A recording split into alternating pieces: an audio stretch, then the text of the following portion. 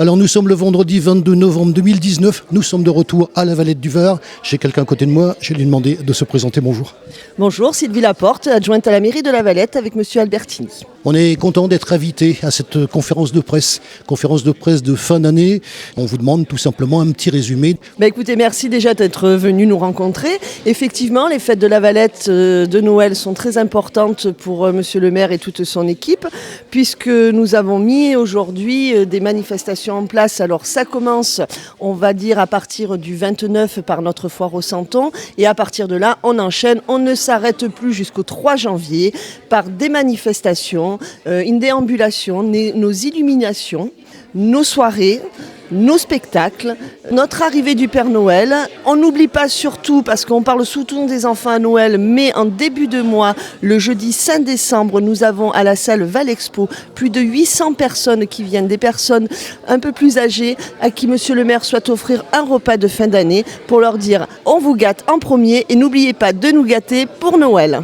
Alors la suite des manifestations, et particulièrement bien sûr les fêtes de Noël, c'est un petit peu ça qu'on est venu entendre. Alors on va commencer par le vendredi 6 décembre, les illuminations de la ville. Et à partir de là, nous avons le lendemain le fameux Téléthon où aussi la ville participe et on aura le loto. À partir de là, nous avons donc les déambulations qui vont attaquer, les ateliers, on a des spectacles, on a, pour faire un petit clin d'œil à cet été, des apéros guinguettes. On remercie les commerçants qui travaillent avec nous bras dessus, bras dessous. Eux aussi mettent en place des soirées, mettent en place des spectacles. Je pense qu'à la Valette, on ne va pas s'ennuyer. On a une piste de luge, on a une patinoire, on va avoir des manèges, on va avoir une décoration, des illuminations de partout. Nos ronds-points vont s'illuminer. Venez à la Valette, vous pouvez télécharger le programme sur le site de la ville.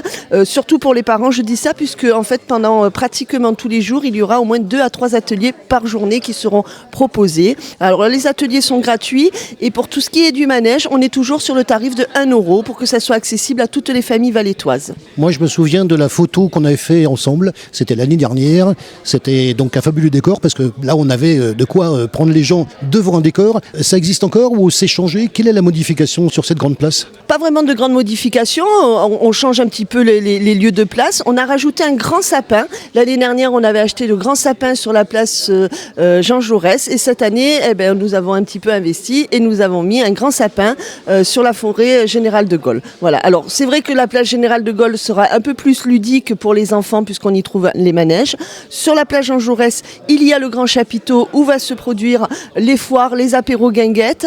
Il y aura aussi quelques manèges, mais voilà, 2 grandes places avec 2 thèmes, mais un lien pour passer au milieu de notre centre-ville pour aller voir les commerçants qui eux aussi ont décoré et qui jouent le jeu avec nous et on les remercie pour tout cet investissement.